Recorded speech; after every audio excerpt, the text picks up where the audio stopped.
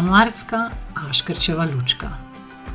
Kako se lotite reševanja težav oziroma bolje rečeno izzivov? Ste kdaj razmišljali o tem? Vsak izmed nas kdaj naleti na izzive.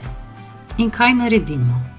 Lotimo se reševanja, učenja, kot smo bili vajeni. Danes vam ponujem recept, ki resnično deluje.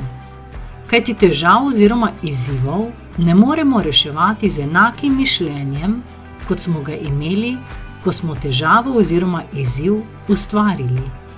Torej, kaj moramo narediti? Ugotoviti moramo, kako smo razmišljali takrat, spremeniti način razmišljanja in akcija. Na primer, dobili smo slabo oceno, saj smo mislili, da bo dovolj, če se bomo učili le 2 dni pred testom. Torej, ugotovili smo, da za boljšo oceno potrebujemo več časa, da se snov utrdi. Potrebno je spremeniti naše misli, pa bomo spremenili tisto, kar nosimo v svojih glavah, s seboj kot probleme. Ne pozabite, na svetu ste zato, da ste srečni.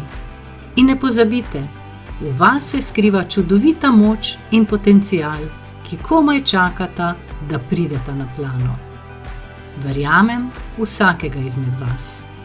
Ja, tudi v tebe.